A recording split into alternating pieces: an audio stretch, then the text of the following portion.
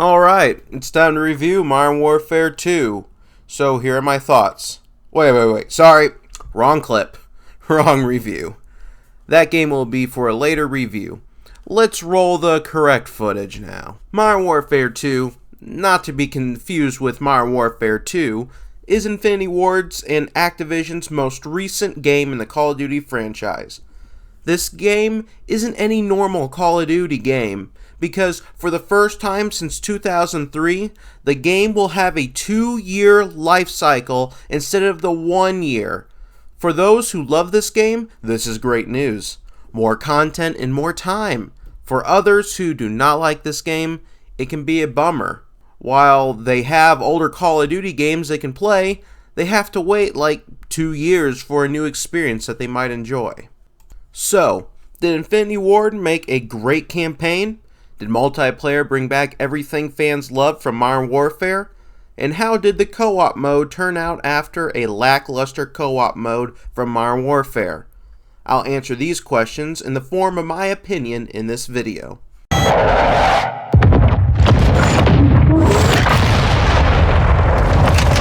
So, how was the campaign? Long review short, it's a decent campaign. Not the best, nor the worst. Better story and less confusing than Modern Warfare, but gameplay-wise, it didn't do as well. Okay, here is the long review. Focusing on the story first, it is about stopping 3 nukes that terrorists stole from the United States with the help of a Mexican crime organization. We follow 3 groups, which are Task Force 141, Mexican Special Forces, and Shadow Company. For the majority of the game, we play as John Soap McTavish, and through his eyes we watch him with Ghost, who in my opinion is a much more epic version than his 2009 appearance, and Alejandro Vargas. Soap spends much of his time behind enemy lines, witnessing a lot of the behind-the-scenes events and learning about the world around him. Then there is Gaz, a much more experienced soldier who has spent plenty of time with Captain Price and Laswell, to the point where they seem to be on a first-name basis, like they're friends. Okay. Kyle, what's up? They tackle a lot of stealthy missions together while taking part in a rescue operation that I'll talk about later.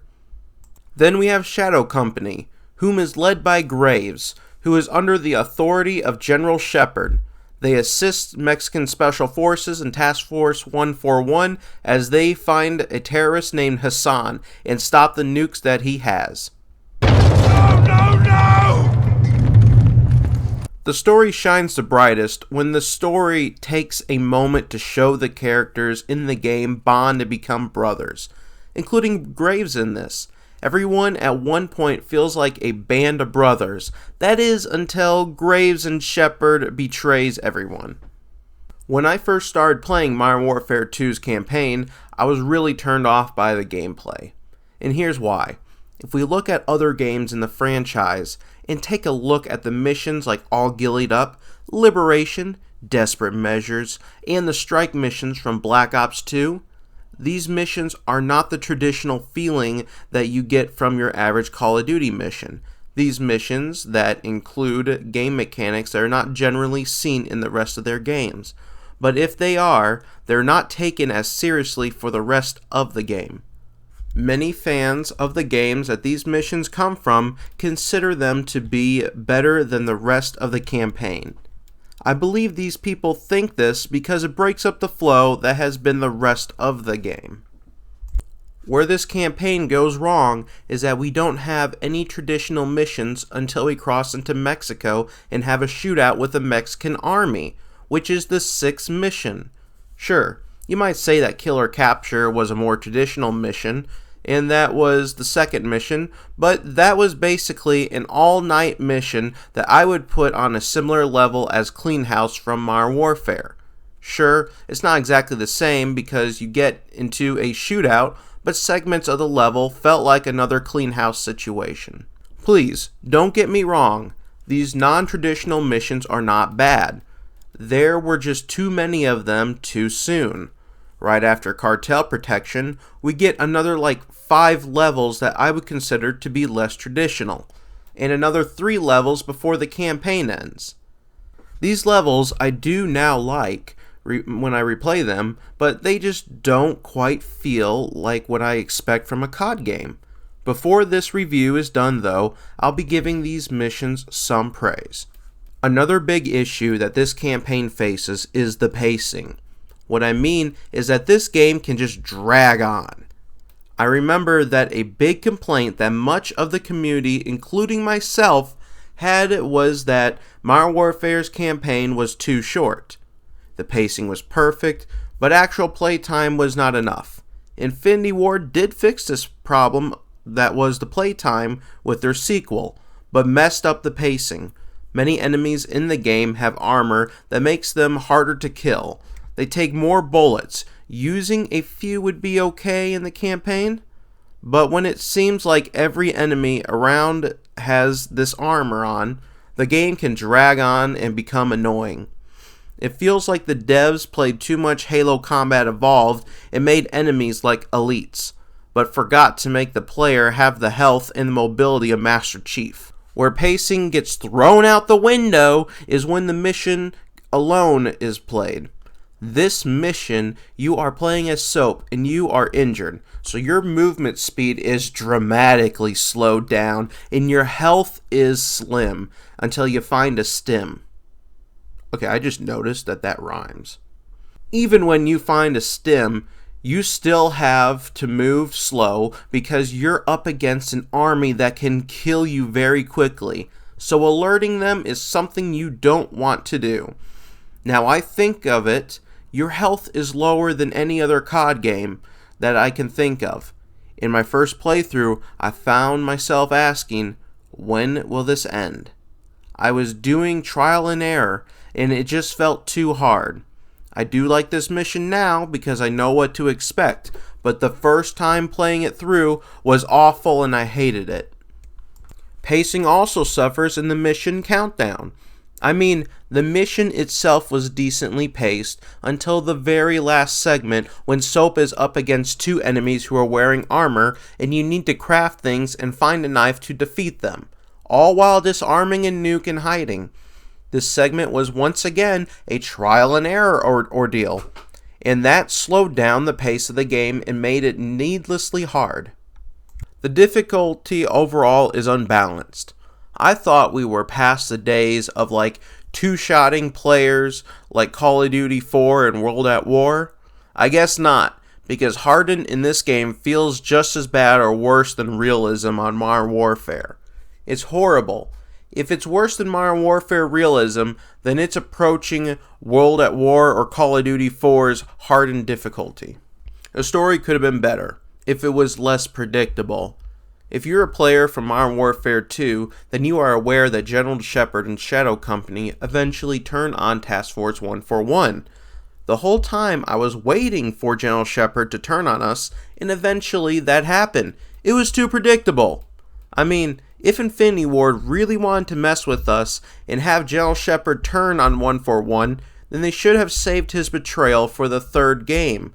Then we have the issue with plot points. We blow up like half of Mexico just to find Hassan, only to release the guy because we have no evidence to hold him. How about getting a Mexican cartel to help you illegally cross the border, kill some officers, burn down a house, or even assault us with his head that is shinier than King Neptune from SpongeBob? Also, why didn't Graves surprise Task Force 141 by capturing them, then revealing that he had taken the base? Some decisions just don't make complete sense. Lastly, for bad things that really stuck out for me, the ending of Ghost Team. You fight Graves, who is in a tank. This is a boss fight, and there is no way Soap and Rodolfo would have survived fighting Graves in a tank for starters. Secondly, the boss fight is way too hard, even for regular difficulty. And Rodolfo doesn't do anything. He literally just stands in a building, and when Soap kills Graves, Rodolfo congratulates Soap. Of course, Soap literally did it all. Then Soap makes a dumb compliment and says that because of the 2 of them, Graves is dead.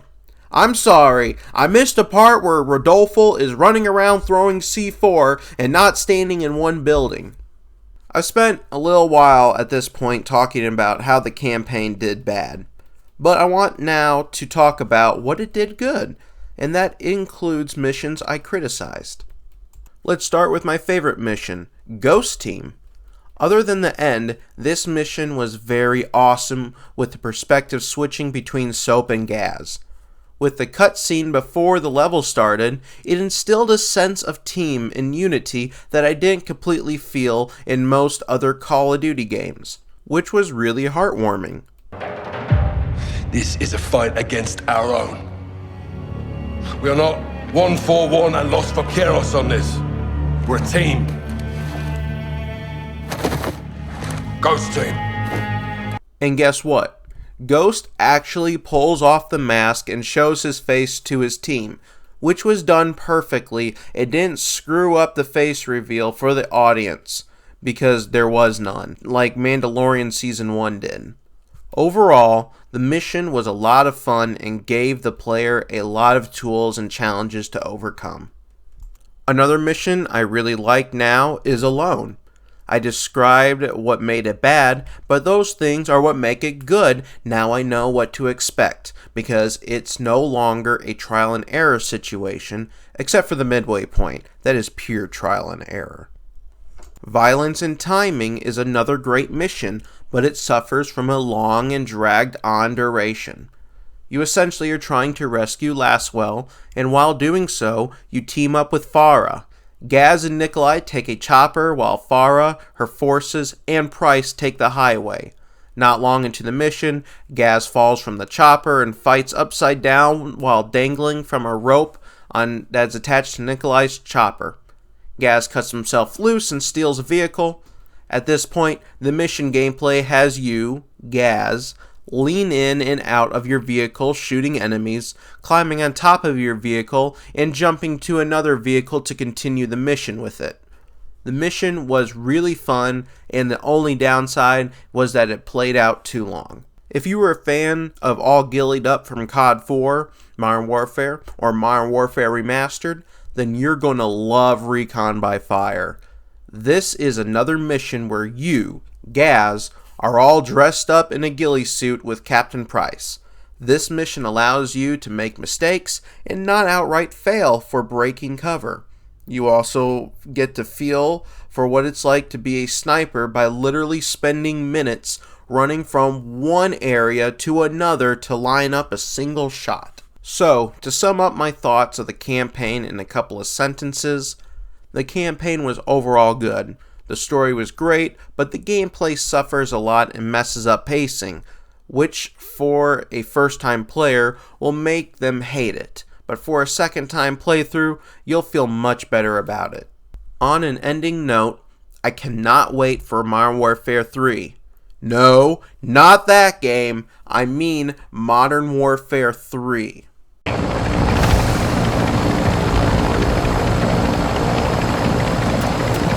The multiplayer is actually pretty good.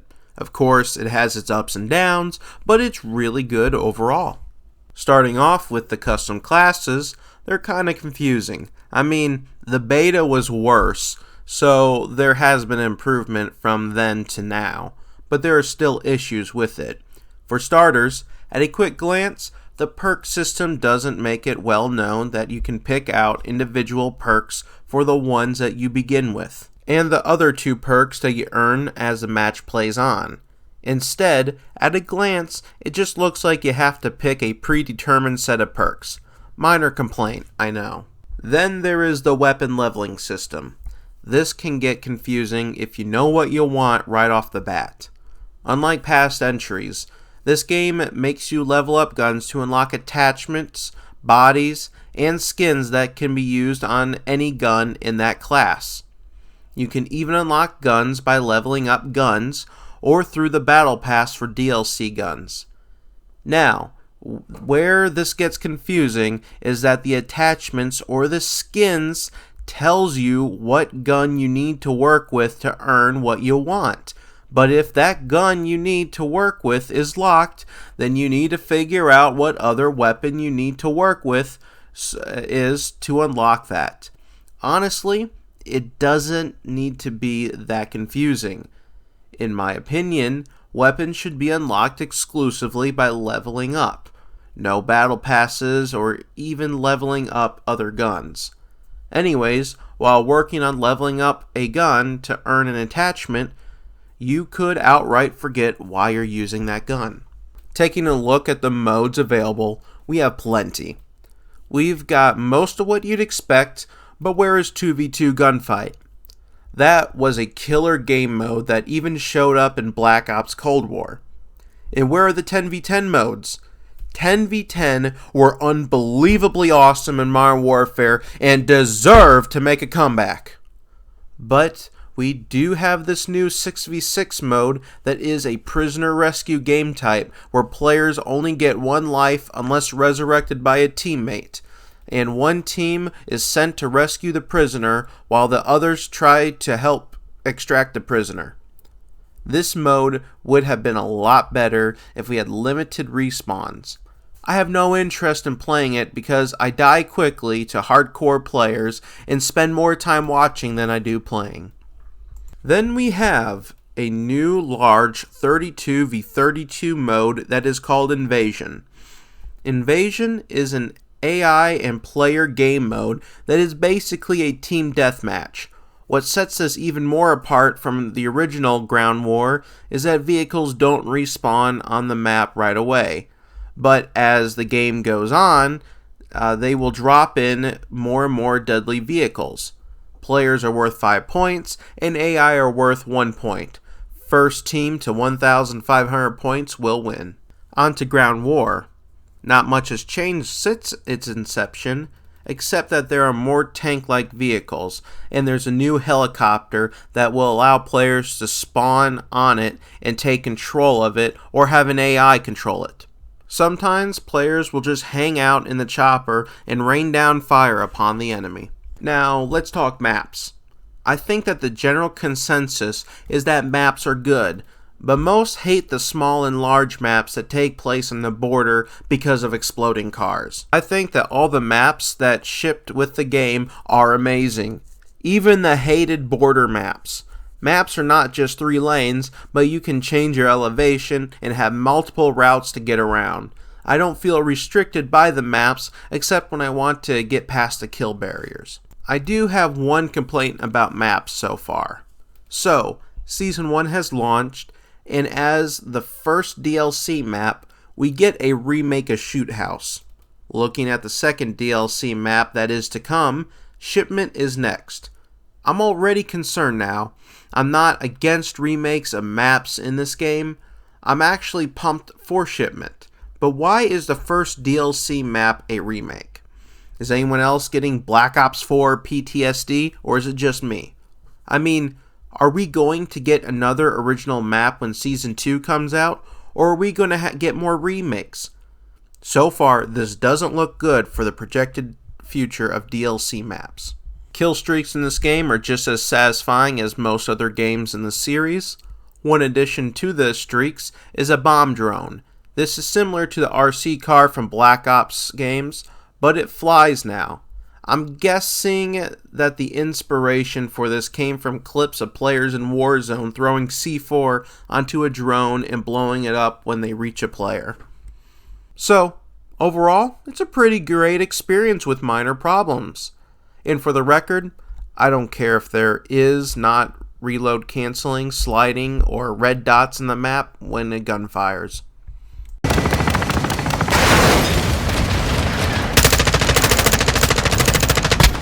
Co-op again is a mixed bag for me. For one thing, we only got 3 missions.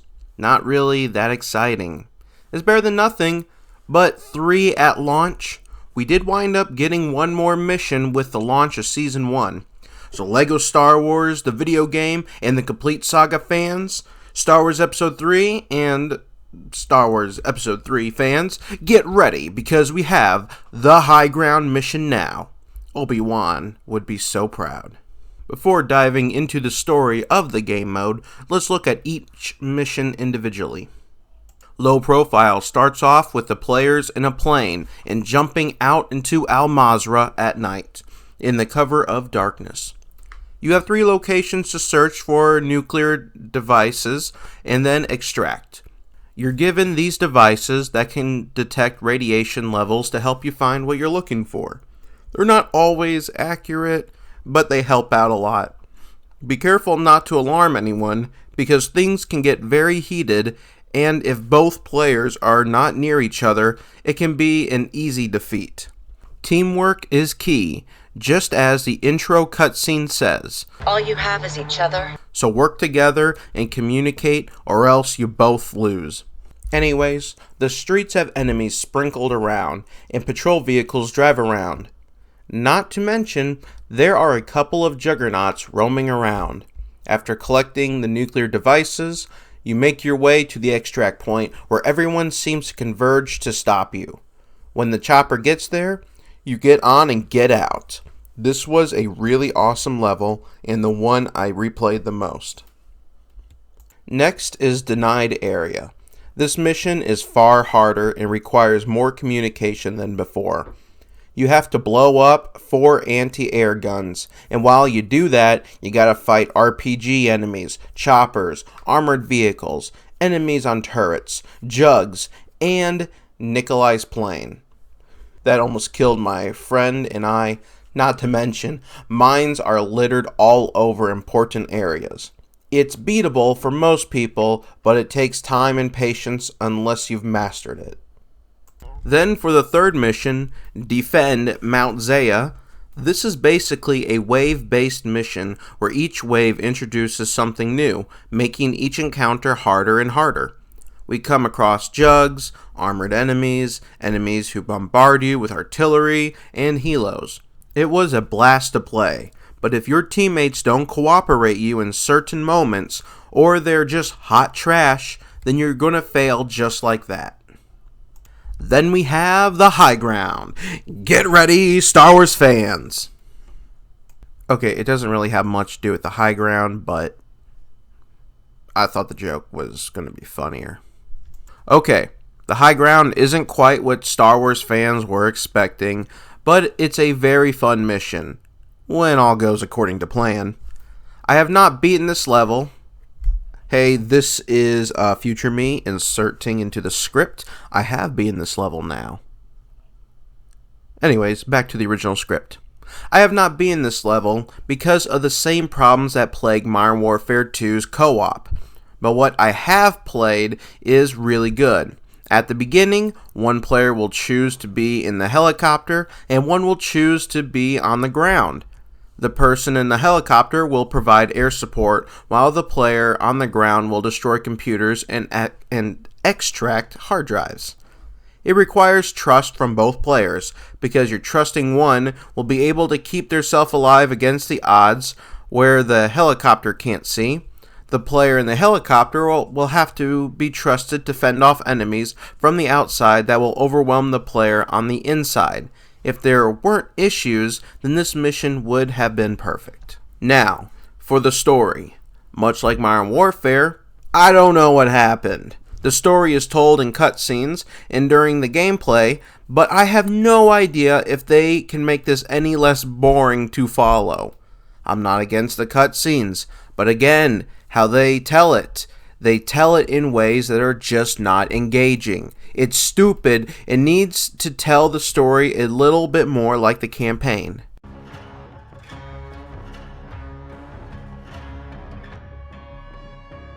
Right now, in Season 1, there are almost as many operators as there were in the last Modern Warfare game. Some are from Modern Warfare, while others are new. I like a lot of them, but there are a few issues I take with operators this year. For starters, the characters from the campaign, such as Ghost, Price, Soap, and Farah, all do not have campaign skins. Like, none. Some of the things worn by these characters in the game were totally epic, and what we got were these stupid outfits. For real. Who thought that this was acceptable as the only outfits for these guys and one girl? Also, Gaz. Where is he? Oh wait, he has to be added in as DLC later in Season 1. Why? You had everyone else. Why you gotta do him dirty this way again? Then we have the countries and factions. In Modern Warfare, Rose was clearly a part of Shadow Company. So why in the world do I have a skin for Shadow Company on one team and Rose on the other team? We're pinning Shadow against Shadow, and that doesn't make too much sense. Modern Warfare often had the same contradictions in that game, but more subtle or not as bad. Lastly, as a minor complaint, there were some operators that I wish made a return in this game. D-Day was a pretty awesome dude. Then there was Mace, Nikolai, or even Igor. I really like that guy. What I have a problem with is that people we now have are unnecessary, and those that replaced other operators are less interesting and harder to remember their names.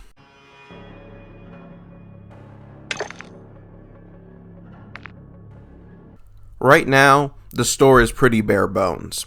The last 3 games had a full store, even for Season 1, but this year, the store seems to have some lame gear at the moment.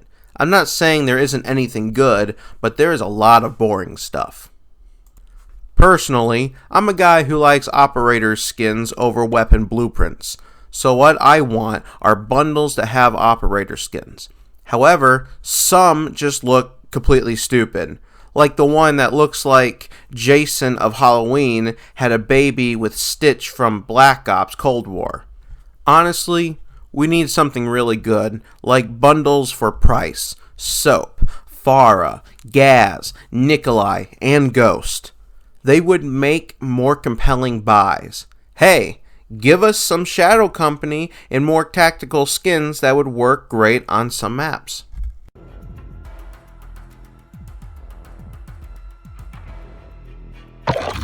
The style of the Battle Pass is great, but the rewards are not the most compelling. What we have is a Battle Pass that has zones. Complete a zone, and more will open up, so long as they are touching the zone that you finished up. I think this is a pretty sweet idea because it gives the player freedom to prioritize what they want instead of linear progression that is made by developers. I gotta applaud them for that. What I am concerned about are 2 things. First off, we have base weapons locked behind the Battle Pass. If you don't get the base weapons, you miss out. I've always hated that. I've hated it about Modern Warfare, Black Ops Cold War, and Vanguard. I've never missed a base weapon unlock until Vanguard, and I don't want to check out what Activision did about them because of the game I have to play to find out. So please tell me in the comments if they can never be unlocked or if they can be bought or earned if you miss the Battle Pass. Secondly, the rewards are kinda not really visually appealing. There are a couple of good ones, but rewards like Zeus Operator doesn't look cool to me. He looks kinda stupid. He almost looks like the EOD Spartan from Halo Reach, who had a baby with the original Rose skin from Modern Warfare. The rewards don't look good is what I'm saying.